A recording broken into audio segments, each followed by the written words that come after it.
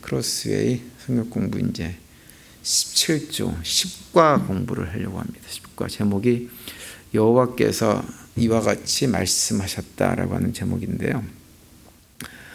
지난 2주 동안에 이제 우리가 그 이스라엘 왕정 시대를 쭉 살펴보면서 그 하나님이 약속하신 약속의 땅에 들어간 이스라엘 백성들이 어떻게 멸망의 길로 가게 되었는지를 우리가 쭉 살펴봤죠. 그리고 이제 그들이 나라가 망하고 나서 바벨론 포로로 잡혀간 이후에 또 그들에게 어떠한 변화가 있었는지도 우리가 살펴보았습니다. 오늘은 10과에서는 무엇을 얘기해 주냐면 그들이 그렇게 이렇게 그 왕국의 멸망을 경험하고 포로로 잡혀가게 된 원인, 핵심적인 원인이 무엇이냐라고 하는 것을 이 10과가 우리에게 이제 얘기를 해줍니다.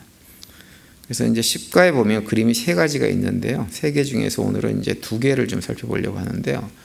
10과는 이제 크게 3가지, 그러니까는 3개 정도로 생각할 수가 있어요. 하나는 뭐냐면 왜 이스라엘 민족이 그토록 자랑스러워하는 솔로몬 성전과 예루살렘 성전이 파괴될 수밖에 없었느냐라고 하는 것. 또 하나는 하나님의 도성이라고 불렸던 예루살렘 성과 유다 족속, 유다 민족이 어떻게 멸망의 길로 갈 수밖에 없었느냐라고 하는 것. 그리고 이제 그 유다 민족 같은 경우는 왜 자신들이 포로로 잡혀오는 신사가 되고 특별히 남아국 유다 백성들이 그렇게 큰 고통에 빠지게 되었는지 그 원인이 구체적으로 무엇인지를 오늘 본문이 이제 오늘 10과가 그 내용을 우리에게 얘기를 해줍니다. 이제 첫 번째 그림은 이 그림인데요. 이 그림의 제목은 선지자들이에요. 이 그림에 보시면 화살표가 쭉 3개가 그려져 있죠. 근데 화살표가 다 어디로 향하고 있냐면 좀 그 부분을 확대하면은 예루살렘과 그 가나안 땅 이스라엘 나라를 향해 있죠. 그런데 그 이제 그 그림을 좀 확대해서 또 보시면 화살표 중간에 무엇이 있냐면 칼이 있습니다. 칼들이 있어요. 그러니까 이게 뭘 얘기하냐면 화살표가 그냥 화살표가 아니고 이스라엘 민족을 전쟁으로 침공한 나라들을 표시를 해놓고 있는 것입니다. 그래서 크게 다시 원 그림을 보시면 그 맨 위에 있는 화살표는 이제 아수르라고 하는 나라에서 북왕국 이스라엘을 멸망시키기 위해서 침공했던 그런 과정들, 그리고 또 북왕국 이스라엘 멸망시키기 전부터 여러 차례 침공을 해가지고 북왕국을 굉장히 많이 괴롭혔습니다. 그걸 표시해 두고 있는 거고요. 그 아래에 있는 화살표 같은 경우는 이제 남왕국 유다를 멸망시킨 바벨론의 침공을 갖다가 보여주고 있는 거죠. 그리고 맨 아래 왼쪽에 있는 그 화살표는 이제 애굽을 의미하는데요. 애굽도 이스라엘 민족을 굉장히 괴롭혔던 나라 가운데 하나입니다. 그런데 이 화살표를 보시면 재미있는 게 뭐냐면 화살표가 출발되는 지점에 무엇이 그려져 있냐면 하나님의 상징이 그려져 있다고 하는 거예요. 왜 하나님의 상징이 그려져 있을까요? 그것은 뭐냐 하면 아수르도 그렇고 바벨론도 그렇고 애굽도 그렇고 이 3 나라가 이스라엘을 갖다 공격하게 된 원인이 무엇이냐면 하나님이 그들을 사용하셨기 때문에 공격했다고 하는 걸 보여주는 것입니다. 그러니까 하나님은 예루살렘에만 갇혀서 머물러 계시는 분이 아니고 하나님은 이스라엘의 민족신이 아닙니다. 하나님은 모든 만물을 다 그 창조하신 분이고 그 모든 만물을 다스리고 통치하시는 만왕의 왕이 우리 여호와 하나님이세요. 그래서 하나님 백성들도 이 땅에 살면서 전쟁과 같은 고난에 빠지게 되는 경우가 있는데 하나님 백성들을 고난 가운데 빠지게 만드는 우리가 생각할 때는 악한 세력들이라고 하는 존재들도 결국은 무엇이냐면 하나님의 도구라고 하는 거죠. 그래서 이 하나님의 상징을 그려놓으면서 그 화살표가 그려진 나라들 다 무엇이냐? 하나님이 그들을 가나안 땅으로 보내셔서 하나님의 백성이라고 하는 이스라엘 민족을 괴롭히게 만들었다고 하는 거죠. 다시 말하면 하나님께서 그들을 사용하셔가지고 끊임없이 죄악된 길로만 걸어가는 이스라엘 민족, 하나님 백성들을 징계하기 위한 도구로 그들을 사용하셨다고 하는 거예요. 오늘 우리가 읽은 예레미야 1장 본문이 정확하게 그 얘기를 우리한테 해주고 있는 말씀입니다. 그러니까 이스라엘 민족, 남왕국과 북왕국이 모두 다 멸망한 것은 하나님께서 이방 나라, 이스라엘 민족을 공격한 아수르가 믿는 신이나 바벨론이 믿는 신이나 애굽 왕국이 믿는 신들보다 힘이 약해서 망한 것이 결코 아니라고 하는 거죠. 그 신들을 하나님께서 어찌하지 못해가지고 그들이 침공하고 공격하고 예루살렘 성과 솔로몬 성전을 다 파괴하도록 방치하신 것이 아니라고 하는 거예요. 사실은 무엇이냐? 하나님께서 그들을, 자기 백성을 징계하기 위한 도구로 사용하셨다고 하는 거죠. 그래서 하나님은 자기 백성들이 말을 안 듣고 속을 썩이고 하나님을 대적하고 이렇게 하면 악한 세상의 힘을 사용하셔서 그들을 징계하시기도 하시는 분이라고 하는 것을 이스라엘 역사를 통해서 우리가 알 수가 있는 거예요. 그래서 이사야서 10장 5절과 6절에 보면 이런 말씀이 이제 기록이 되어져 있죠. 아수르 사람은 화했을진저 그는 내 진노의 막대기요 그 손의 몽둥이는 내 분노라. 내가 그를 보내어 경건하지 아니한 나라를 치게 하며 내가 그에게 명령하여 나를 노하게 한 백성을 쳐서 탈취하며 노력하게 하며 또 그들을 길거리에 진흙같이 짓밟게 하려 하거니와 이렇게 말씀을 하고 있어요. 그러니까 여기 보시면 하나님께서 아수르를 뭐라고 얘기하냐면 하나님의 진노의 몽둥이다 이렇게 말씀하세요.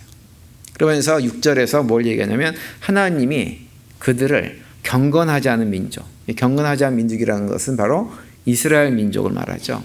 하나님과 언약을 맺고 살아가야 될 언약 백성들인데 그 언약을 무시하고 하나님을 예배하기보다는 우상을 예배하고 섬기면서 하나님에게는 대적자로 살았던 이스라엘 민족을 말하는 거예요. 그 경건하지 않은 민족, 그 민족에게 보냈다고 하는 거죠. 왜? 이스라엘 민족을 징계하시기 위해서. 아수르한 나라를 갖다가 하나님께서 진노의 몽둥이로 사용하셨다는 것입니다. 그런데 이제 이사야서 10장 5절에 보면 맨 앞에 뭐라고 되어 있냐면 하나님께서 진노의 몽둥이로 사용한 그 아수르를 향해 가지고 아수르 사람은 화 있을진저라고 얘기를 말씀을 하고 있습니다. 이 얘기는 뭔가요? 하나님께서 아수르도 심판하시겠다고 하는 거예요. 왜 하나님께서 아수르를 심판하시느냐? 아수르한 나라가 자신들이 하나님의 도구라는 사실을 알지 못하고 교만하고 거드름을 피우면서 마치 자신들의 힘으로 그 모든 일을 하는 것처럼 착각하기 때문에 잘못 생각해서 잘못된 일들을 했기 때문에 징계하시겠다고 하는 거예요. 그래서 이사야서 10장 12절에 보면 이렇게 말씀을 해주고 있어요. 그러므로 주께서 주의 일을 시온산과 예루살렘에 다 행한 후에 아수르 왕의 완악한 마음의 열미와 높은 눈의 자랑을 벌하시리라 이렇게 말씀하세요. 이게 하나님의 또 다른 영적인 원리입니다. 하나님께서 이방인들을 하나님의 도구로 사용하시지만 그 도구의 역할을 어떻게 했느냐 하는 것에 따라서 그들을 다루세요. 도구로만 역할을 했으면 그거 괜찮아요. 근데 대부분 다 도구로만 역할을 하지 않고 자신들이 도구로 쓰인다는 걸 알지 못하고 그 한도를 넘어서 교만을 피우고 악을 행하기 때문에 결국은 이방 나라를 다 심판하는 지경에 떨어지게 되었습니다. 그래서 이스라엘 백성들이 멸망했다고 하는 거예요. 하나님께서 그 아수르나 바벨론이나 애굽에 믿는 신이 보다 힘이 약해서 그런 것도 아니고 다른 이유가 있지 않다고 하는 거죠. 예루살렘과 유다 백성과 이스라엘 백성들이 하나님 말씀을 제대로 지키지 않아서 하나님의 징계로 그렇게 됐다고 하는 것을 보여주고 있는 것입니다. 그런데 이제 하나님께서 이스라엘 백성들을 이방 민족을 통해서 그렇게 징계를 하시는데 그냥 하시는 것은 또 아닙니다. 그래서 성경에 우리한테 얘기해줘. 뭘 하시냐면 계속해서 이스라엘 민족에게 경고를 하세요. 누구를 통해서 경고하느냐? 선지자들을 통해서 경고하는 거예요. 그래서 오른쪽 아래에 있는 이 모습은 무엇을 그려놓은 거냐면 선지자를 그려놓은 거예요. 하나님께 선지자를 이렇게 세워가지고 그들을 경고합니다. 이 손가락 보세요. 손가락 이러고 있잖아요. 뭐 하는 거예요? 지적하고 책망하는 손가락이에요. 하나님께 선지자를 세워가지고 이스라엘 민족이 잘못한 것에 대해서 책망하는 거죠. 구약 성경이 기록된 그 히브리어로는 선지자를 나비라고 불러요. 나비. 근데 나비라고 하는 말의 원뜻은 무엇이냐면 부글부글 끓다라고 하는 뜻이에요. 그러니까 하나님께서 이스라엘 백성들이 죄악된 길로 갈 때 하나님께서 그 모습을 보면서 너무 안타까워가지고 선지자들을 선택해서 그들에게 말씀을 주시면 어떤 일이 벌어지냐면 선지자들 마음이 그 말씀을 받고 부글부글 끓는 거예요. 폭발해버려. 그래서 자기 백성들이 가가지고 아주 강한 말로 그들을 책망하면서 하나님 말씀을 선포한 사람들이 누구냐? 선지자들인 거죠. 하나님께서 그들에게 말씀을 주시면 말을 전하지 않을 수가 없는 거예요. 설사 말씀을 전하다가 죽는 한이 있어도 할 수가 없어요. 그런 경우도 많이 있었어요. 왜냐하면 하나님 말씀을 그렇게 선포하면 사람들이 대부분 좋아하지 않았습니다. 그러니까 수많은 선지자들이 죽임을 당했어요. 그래서 복음서에서 예수님께서 그런 말씀을 하죠. 예루살렘을 향해 가지고 예루살렘아 예루살렘아 선지자들을 죽이고 내게 파송된 자들을 돌로 치는 자야라고 하면서 예루살렘을 바라보면서 안타까움에 말씀하십니다. 근데 선지자들이 사람들에게 돌에 맞아 죽을지도 모르는 그런 게 있지만 하나님께서 말씀을 주시면 그 말씀을 설령 죽는 한이 있어도 선포를 하지 않을 수가 없는 거예요. 그런데 선지자들이 선포한 말씀의 내용이 무엇이냐? 딱 한 가지예요. 그림에 보시면 뒤에 노란색으로 되어 있는 거 있죠? 노란색. 그게 뭔가요? 돌판이 깨져 있는 거죠. 그죠? 근데 그냥 돌판이 아니고 이것은 뭐냐면 하나님과의 맺은 뭐예요? 언약을 말해요. 언약이 다 깨진 것에 대해서. 뒤에 보면은 작은 글씨로 잘 보이진 않지만 뭐라고 써 있냐면 맨 위에가 전문, 두 번째가 역사적인 진술, 세 번째는 규정들, 네 번째는 보전. 그래서 쭉 써서 읽기 뭐 이렇게 써 있습니다. 이게 뭘 의미하냐면 이스라엘 백성들이 신에서 하나님과 맺은 언약을 말하는 거예요. 쌍방 언약. 하나님께서 내가 너희들을 구원해 줬으니 이제부터 너희들은 내 백성이 돼서 내가 말한 규정들을 지켜야 된다라고 하셨던 그 쌍방 언약을 말씀하는 거예요. 그런데 이스라엘 백성들이 그걸 제대로 지키질 않았죠. 그러면 선지자들이 일어나가지고 그걸 반복해서 강조하는 거예요. 우리를 구원하신 하나님께서 애굽의 종살이에서 구원하신 하나님께서 우리에게 주셨던 그 언약의 말씀이 있는데 왜 그것을 지키지 않느냐 하고 책망하는 거예요. 왜 자식들에게 반복해서 가르치고 또 가르치라고 했는데 그걸 자식들에게 가르치지 않느냐라고 책망을 하는 거예요. 그러면서 너희들이 다시 하나님 말씀 언약을 붙들고 돌이켜서 언약의 말씀대로 살아가면 너희가 복을 받을 것이지만 너희들이 언약의 말씀대로 살아가지 못하면 저주를 받고 멸망할 것이다 라고 하는 얘기들을 계속해서 선포를 했어요. 그러니까 선지자들이 선포하는 메시지는 다 그런 내용이에요. 우리가 잘못 생각하면 선지자들을 미래를 예언하는 점쟁이쯤으로 생각할 수 있는데 성경에서는 선지자가 그런 역할을 하지 않습니다. 선지자들의 메시지는 항상 똑같았어요. 하나님과 이스라엘 백성들이 시내산에서 맺은 언약을 근거로 해가지고 그 언약을 제대로 붙들고 살고 있는지 않는지를 점검하고 제대로 그걸 붙들고 살지 않을 때 그들을 책망하고 돌이켜서 그 언약의 말씀 붙들고 살려고 강조하는 것. 그것을 갖다 끊임없이 회상시키고 또 기억나게 하고 했던 사람들이 누구냐 하면 선지자들이에요. 오늘날 목회자들의 설교도 사실은 그래야 됩니다. 우리 성도님들은 제가 주일날이나 수요일날이나 수요일날은 공부를 하고 있으니까 그렇고 새벽기도회나 이럴 때 제가 어떠한 말씀을 전해주기를 원하세요? 사실 목회자는 강단에 서가지고 선지자들이 했던 것과 똑같은 내용들을 전해야 됩니다. 말씀을 통해서 하나님 백성됨의 모습이 무엇인지를 거듭거듭 확인시켜주고 성도 여러분들에게 하나님 백성답게 살아가라고 계속해서 독려하는 거예요. 또 말씀대로 살지 않으면 어떤 경우는 책망도 하고 경고도 해야 되는 것이 목회자의 역할입니다.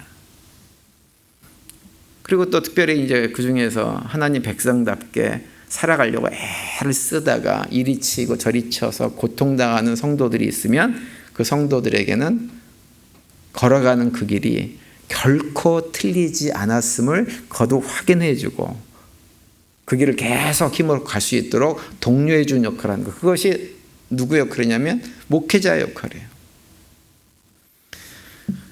근데 보니까 구약 시대에도 마찬가지고 오늘날도 마찬가지고 그런 설교를 하면 사람들이 다 좋아하지를 않습니다.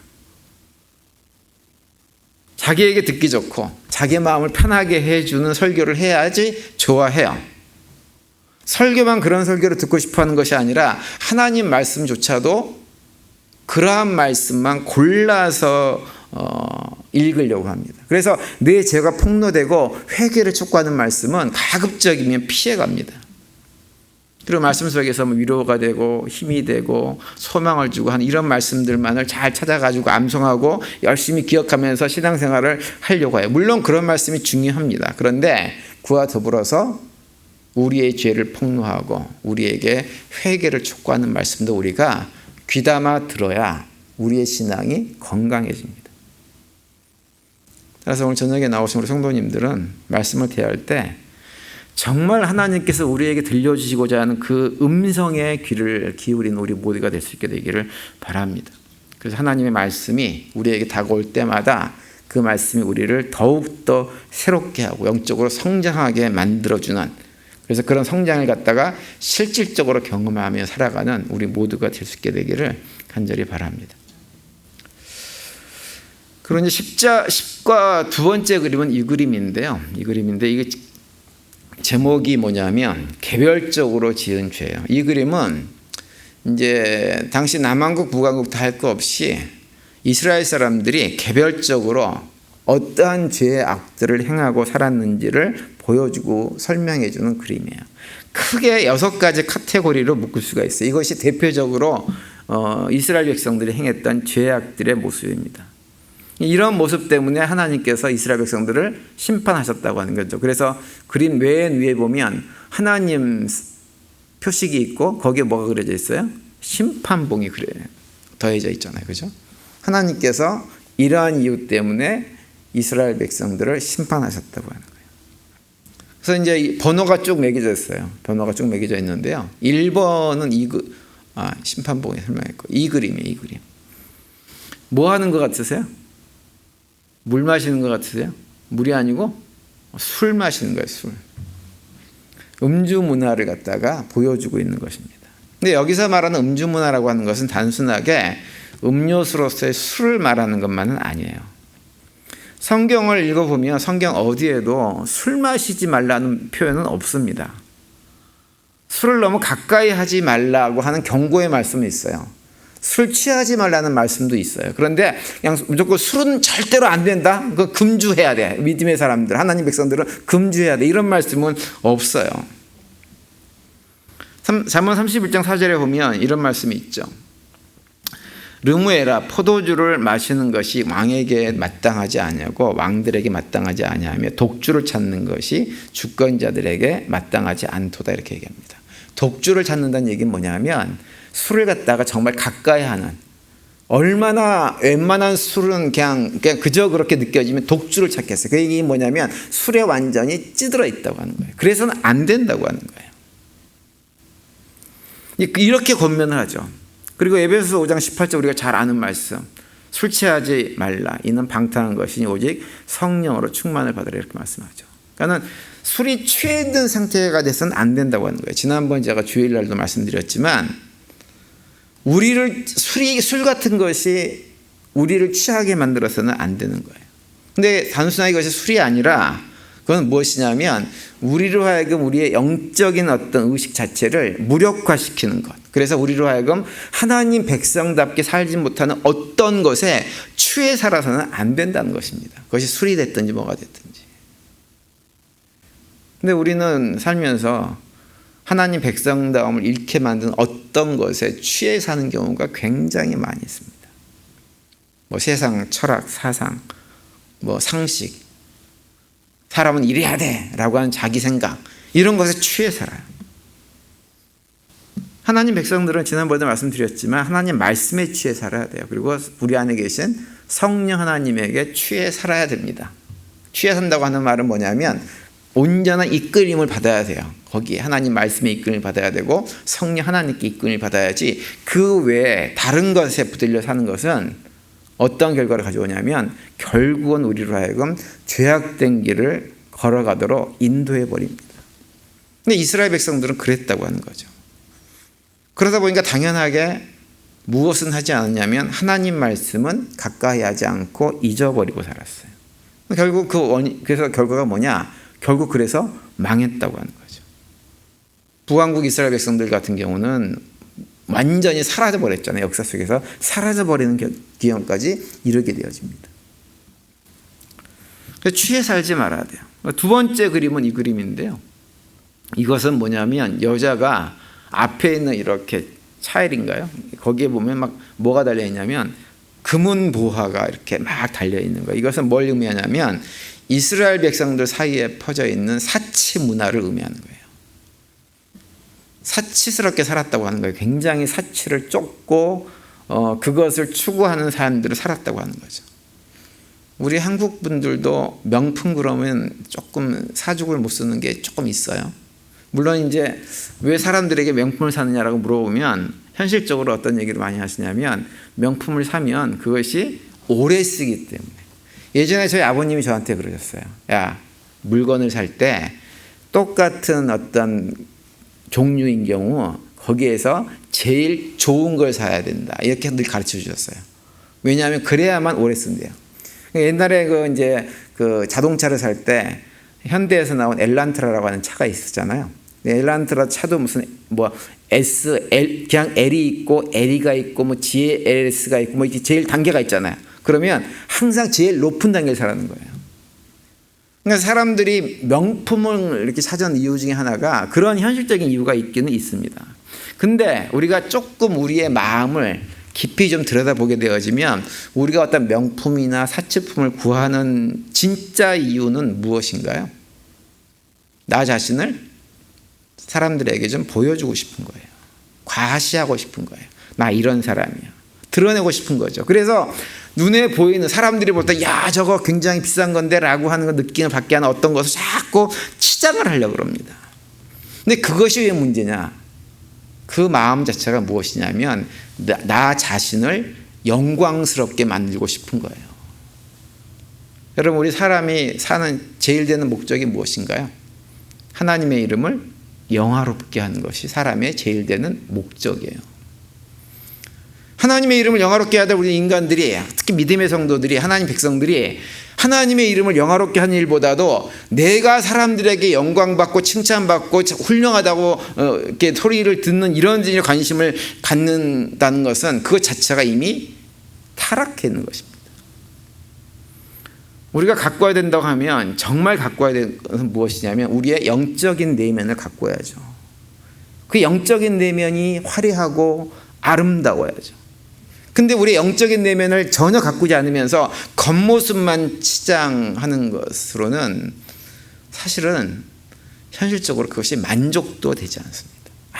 아무리 치장을 하고 폼을 다 잡아도 그 허망함을 본인 스스로는 알아요. 그것이 아무 의미 없다는 거예요. 우리가 그랬던 사람 대표적인 인물이 요한복음 4장에 나오는 수가성 여인 아니에요? 자신의 삶을 어떻게 좀 더 멋있게 잘해보기 위해서 남편을 5번이나 바꾸고 지금 살고 있는 남자도 자기 남편이 아닌 어떤 남자와 같이 살면서 뭔가 갈증을 채워보려고 했는데 결국은 그 누구에게도 그 안에 있는 내면의 갈증을 채울 수 없었다는 거 아니에요. 그런데 결국 누굴 만나서 예수님을 만났을 때 마침내 그의 내면이 채워지고 그의 내면이 건강해질 수 있었습니다. 마찬가지예요. 우리가 이 땅에 살면서 정말 내 내면이 건강해지려면 겉으로 아무리 치장하는 건 소용이 없어요. 예수 그리스도를 영접해서 예수 그리스도를 닮아가고 그분과 함께 있을 때만 우리가 영적으로 건강해질 수가 있어요. 채워지는 거예요. 그런데 이스라엘 백성들은 거기에 관심이 전혀 없었다고 하는 거죠. 그냥 겉만 멋있게. 결국은 그것 때문에 망하는 길로 걸어갈 수밖에 없었다고 하는 것입니다. 그리고 세 번째 그림은 이 그림이에요. 이 그림. 이것은 돌판하고 두루마리 책이 있죠. 이것은 뭘 얘기해요? 십계명과 율법서를 말하는 거예요. 근데 뭐가 쳐져 있나요? 깨져 있고 거미줄이 다 쳐져 있잖아요. 무슨 얘기예요? 하나님 말씀을 쳐다보지도 않았다는 거예요. 요즘이야 성경책을 거의 이제 들고 다니시는 분들이 없지만 옛날에는 많은 우리 목사님들이 그런 얘기 했어요. 이게 주일날 교회 올 때 한번 들고 왔다가 일주일 내내 어디 처박아 놨다가 또 주일날 올 때 먼지 툭툭 털어가지고 또 가져오고 이래서는 안 된다는 얘기 참 많이 하셨거든요. 근데 옛날에도 성경책을 읽지 않았지만 요즘도 성경책을 참 보지 않습니다. 다만 올해는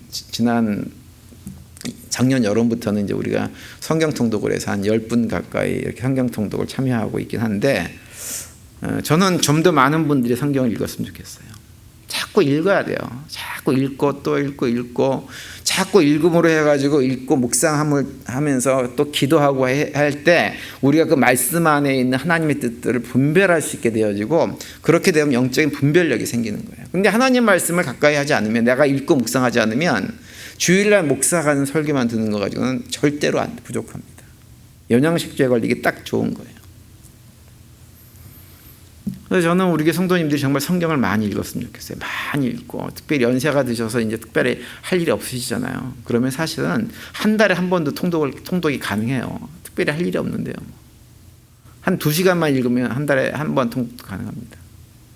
그러니까는 그게 얼마든지 가능해서, 저는 우리가 성도님들이 시간 나는 대로 성경을 많이 읽으셔서 많이 읽고 여러 가지 우리 주시는 말씀들을 가까이 하므려가지고 우리의 내면이 정말 아름다워지고 하나님과의 관계가 깊어지는 그러한 삶을 살았으면 좋겠어요. 그런데 이스라엘 백성들은 그렇게 하지 않았다고 하는 거예요.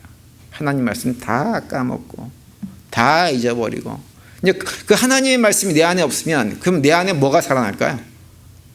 하나님 말씀이 없으면 내 안에 지극히 인간적인 것이 살아날 수밖에 없어요. 그렇게 갈 수밖에 없는 거예요. 그러면 우리가 인간적인 것으로 나의 삶을 채워나가면 우리 안에는 선한 것이 없기 때문에요, 죄악된 길을 걸을 수밖에 없게 되어집니다. 그러면 결과는 뻔한 거예요. 망하는 길로 걸어가게 돼 있어요. 그래서 시간 내서 우리 성도님들 열심히 성경들을 읽으시기를 바랍니다. 그리고 네 번째 그림은 이제 이 그림인데요. 여기는 입술이 있고 이렇게 돈이 표시가 되어 있잖아요. 이건 뭐냐면, 당시에 어떤 사람들이 또 많이 있었냐면 직업적인 선지자 노릇하는 사람들이 많이 있었어요. 그래서 이 사람들은 돈을 많이 주면 듣기 좋은 소리를 하고, 돈을 작게 주면 험한 소리하고, 이런 사람들이 굉장히 많이 있었습니다. 구약 미가서 3장 5절에 보면 이런 말씀이 있죠. 안 했네요. 읽어드릴게요. 내 백성을 유혹한 선지자들은 이에 물 것이 있으면 평강을 외치나 그 입에 무엇을 채워지지 아니하는 자에게는 전쟁을 준비한도다, 이렇게 말씀을 합니다. 여기 있군요. 그러니까 이런 선지자들이 많이 있었다고 하는 거예요. 뭔가 입에 물 것을 넣어주면, 배를 부르게 해주면 평강을 얘기해요. 근데 뭘 채워주는 게 없으면 그냥 전쟁, 심판, 경고, 이런 소리를 하는 사람들이 많이 있어가지고, 이런 돈 받고 말씀 전하는 사람들이 많이 있었다고 하는 거죠.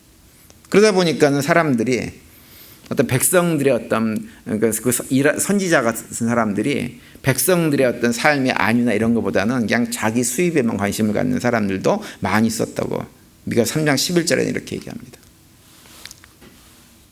이게 앞뒤가 바뀌었구나. 그들의 우두머리들은 뇌물을 위하여 재판하며, 그들의 제사장은 싹스를 위하여 교훈하며, 그들의 선지자는 돈을 위하여 점을 치면서도 여호와를 의뢰하여 이르기를 여호와께서 우리 중에 계시지 아니하냐, 재앙이 우리에게 임하지 아니하리라 하는도다, 이렇게 말씀합니다. 여기 보면 다 당시에 정말로 이스라엘 사회 속에서 바르게 무엇인가를 해야 될 사람들, 재판관들, 제사장들, 선지자, 이런 사람들이 다 돈으로, 그냥 돈을 많이 주면 좋은 소리 하고, 돈을 안 주면 이상한 소리 하고, 이런 사람들로 가득 차 있었다고 하는 거예요. 여러분, 오늘날 현실은 어떤가요? 오늘날은 어떤가요? 성경에 보면 오늘날도 그와 같은 현상을 경고합니다. 디모데전서 6장 5절에 보면 이렇게 말씀하세요. 마음이 부패하여지고 진리를 잃어버려 경건을 이익의 방도로 생각하는 자들의 다툼이 일어난다, 이렇게 말씀하세요. 경건을 이익의 방도로 생각하는 사람들이 있다고 하는 거예요. 교회에서 목회자를 비롯해가지고 여러 가지 종류의 사역을 하면서 그 사역을 통해가지고 세속적인 이득을 얻기 위해 도모하는 것. 그러다 보니까는 그런 서로 이권 다툼으로 싸움이 생기는 경우가 상당히 많이 있습니다. 교회 안에서. 특별히 교회 건축 같은 거 하게 되면 그 건축업자로 선정한 이런 일 가지고 뭐 시골에 있는 작은 교회들 같은 경우야 그 해봐야 별로 소용이 없어요. 그런데 한국에 있는 한 번 지으면 1,000억씩 하는 이런 교회를 지으면요 거기에 이권 다툼으로 얼마나 지저분한 얘기들이 많이 있는지 모릅니다. 그러니까 성도라고 하고 예수를 믿는다고 하는데 그런 성도가 예수 믿고 내가 장로니 목사니 이런 타이틀이 다 무엇이냐면 나에게 어떤 세속적인 이득을 가져올 수단으로 사용하는 거예요. 예전에 한번 말씀드렸지만 제가 옛날에 애틀란타에서 그 자비랑 사역을 할 때 어떤 장로님이 그러셨어요. 자기는 절대로 교회 다니는 장로들하고는 비즈니스를 같이 안 한다고. 얼마나 슬픈 얘기입니까 그게. 반대가 돼야 되잖아요. 아휴, 내가 장로님들은 정말 훌륭하셔가지고 누구라도 내가 그분들하고는 비즈니스 같이 한다 이래야 되는데 그게 아니에요. 본인도 장로인데 장로들하고는 절대 비즈니스 안 한다는 거예요. 왜 그래요? 장로란 타이틀을 가지고 어리숙한 사람들을 속여먹는 거예요. 그러니까는 그런 얘기를 하시는 거예요. 그런 경험을 너무 많이 하셨대요. 근데 왜 이런 일들이 일어날까? 왜 거짓 교사들이 판을 치고 신앙에 잘못된 이런 거짓말을 쉽게 하는 크리스찬들이 생겨날까? 그 원인을 디모데후서 4장 3절과 4절에서 이렇게 말씀합니다. 때가 이르르니 사람이 바른 교훈을 받지 아니하며 귀가 가려워서 자기의 사역을 따를 스승을 많이 두고 또 그 귀를 질기에서 돌이켜 허탄한 얘기를 따르리라 이렇게 되어 있어요. 정말 들어야 될 말씀을 안 듣는 거예요. 바른 교훈은 받지 않아요. 그리고 내 귀가 가려워가지고 내 귀를 갖다가 살살살살살살 즐겁게 해줄 수 있는 이런 얘기만 듣는다고 하는 거죠. 사역을 따라서 스승을 찾아다니는 거예요. 다시 말하면 자기가 동의할 수 있는 그래서 자기 마음을 흡족하게 해주는 설교는 열심히 들으면서도 정말 진리는 찾지 않는 삶을 산다고 하는 거죠. 누가 그런다는 거예요? 성도들이 그런다는 거예요. 성도들이. 그러다 보니까 그런 사람들은 사기꾼들이 볼 때는 딱 뭐냐면 밥이에요. 귀에 듣기 좋은 소리만 살살살 해주면 다 걸려 넘어옵니다. 그래서 살살살 해가지고 주머니가 털어가는 거예요. 저는 예전에 이제 저쪽에 뉴욕에 있을 때 그때는 제가 30대 후반 40대 초반이었는데도 성도님들이 저한테 그런 얘기를 많이 하셨어요. 목사님 설교가 너무 좋아요. 막 이런 얘기를 했어요. 근데 제가 그때는 어려가지고요. 진짜 제 설교가 좋아서 좋다 그런 줄 알았어요. 근데 제가 지금 그때 했던 설교 원고를 이렇게 들여다보고 있으면요. 창피해서 얼굴을 못 들겠어요. 그런데도 그렇게 얘기해 줬어요. 그런데 이제 목회를 하면서 이따금 그런 분들이 계세요. 목사님 은혜 받았어요. 오늘 설교 말씀 은혜 받았어요. 그러면 제가 어떤 생각이 드냐면 사실은 좋지가 않고요. 겁이 덜컥 납니다. 왜 그러냐면 뭐 때문에 은혜 받았지? 라는 생각이 들어서 그래요. 정말 은혜 받았다는 그분이 제 설교를 듣고 마음의 찔림을 받고 내가 회개해야 되겠구나, 잘못했구나, 삶을 다르게 살아야 되겠구나 이런 생각 가지고 은혜 받았다고 하는 것인지 아니면 자기가 듣기 좋은 얘기 해줘가지고 기분이 흡족해서 은혜 받았다는 것이 알 수가 없어서 전자면 할렐루야인데 후자면 이건 제가 큰 죄를 짓는 것입니다. 그래서 안 되거든요. 근데 현대에 와가지고 많은 사람들이 예배를 드리고 설교를 들으면서 그렇게 말씀을 접한다고 하는 거예요. 여러분 요즘은 스승이 너무 많습니다. 어디에 스승이 많나요? 인터넷에 스승이 너무 많아요. 인터넷 설교를 들으면서 다 내 마음에 드는 내 마음을 흡족하게 해주는 내 귀를 즐겁게 해주는 설교만 얼마나 열심히 듣는지 모릅니다. 나랑 생각이 같고 동의가 되는 설교들만 찾아다니면서 들어요. 그러니까 내 삶은 아무것도 변화가 안 돼요. 똑같아요.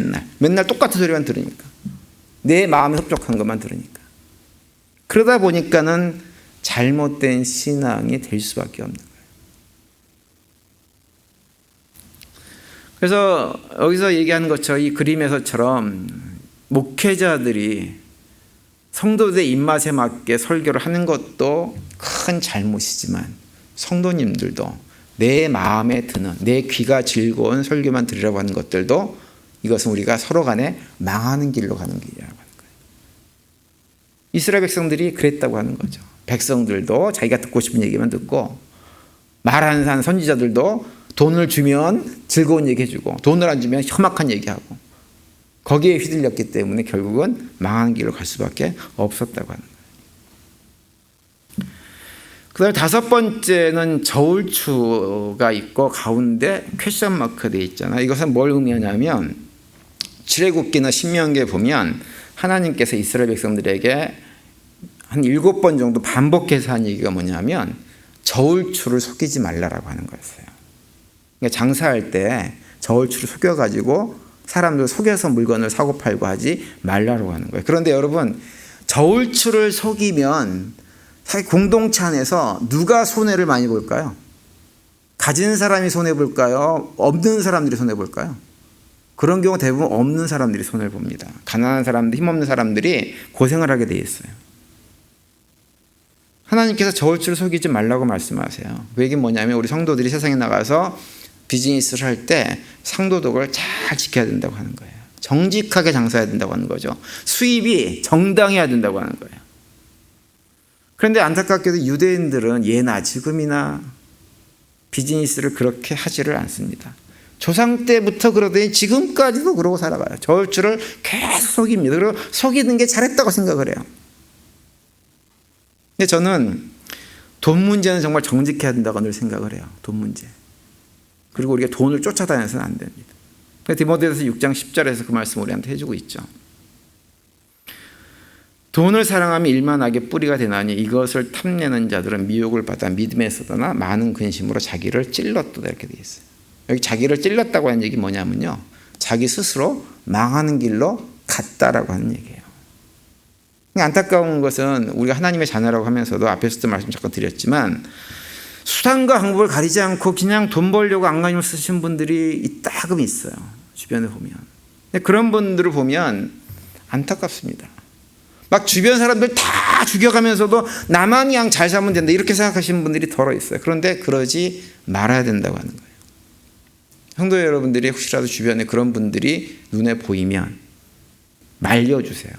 왜냐하면 말리는 것이 그분들을 살리는 길이기 때문에 그래요. 정직하고 성실하게 비즈니스에서 정당한 이익을 얻는 것. 그런데 이스라엘 백성들은 그렇게 하지 않았다고 하는 거예요. 그러다 보니까는 힘없고 가난한 사람들은 점점 삶이 피폐해지는 결과를 가져왔고 하나님께서 결국은 그걸 그냥 놔두지 않으시고 다 멸망시켜버린 거예요. 그리고 이제 마지막으로 6번째 그림은 이 그림인데요. 여기 재판봉 옆에 뭐가 있어요? 돈을 또 그려놨죠. 이건 뭘까요? 재판하는 사람들이 돈 받고 잘못된 재판을 했다는 거예요. 오늘날에도 그런 일이 있지만 옛날에도 그런 일이 많이 있어요. 여기서도 이렇게 재판을 하는 사람들이 돈 받고 잘못된 재판을 하면 사회공동체에서 누가 가장 힘들어질까요? 돈 없고 빼고 없고 힘없는 사람들이 제일 힘들어지는 거예요. 그런 사람들에 대한 착취가 사회에서 일어날 수밖에 없어요. 당연하게. 오늘날도 그런 일들을 많이 경험하죠. 근데 성경에 보면 하나님께서 분명히 경고하세요. 그런 일을 통해서 탄식하는 소리, 신음하는 소리가 들리면 내가 그 소리를 결코 외면하지 않겠다 이렇게 말씀하세요. 잠언 22장 22절 23절을 보면 이렇게 말씀하죠. 약한 자를 그가 약하다고 탈취하지 말며 공고한 자를 성문에서 압제하지 말라. 대저 여호와께서 신원하여 주시고 또 그를 노력하는 자의 생명을 빼앗으시라 이렇게 말씀하세요. 하나님께서 그냥 안 두겠다고 하는 거예요. 노력하는 자의 생명을 빼앗겠다고 말씀합니다. 그런데 이스라엘 지도자들은 재판으로 약한 자들의 삶을 더욱더 피폐하게 만들었고 결국은 그래서 하나님께 징계를 당할 수밖에 없었던 것이죠. 왜냐하면 우리 하나님은 힘없는 사람들, 연약한 사람들, 고통받는 사람들의 소리를 결코 외면하지 않으시는 분이기 때문에 그래요. 그래서 우리가 자꾸 그런데 관심을 가져야 돼요. 사회공동체에서 힘없는 사람들, 백없는 사람들, 그래서 어려움에 처한 사람들이 있으면 그들을 살리는 것이 우리도 사는 길입니다. 그렇지 않고 방치해버리면 그들도 망하지만 우리도 얼마든지 망할 수 있다는 것이 이스라엘 공동체에서 보여주고 있는 결과입니다. 얼마 전에 제가 한국의 아주 유명한 개그맨 한 명 가운데 한 분이 이제 자기가 살아오면서 발견한 것 한 가지를 갖다가 이렇게 모인 어떤 패널들하고 같이 얘기를 하는 영상을 좀 본 것이 있는데요.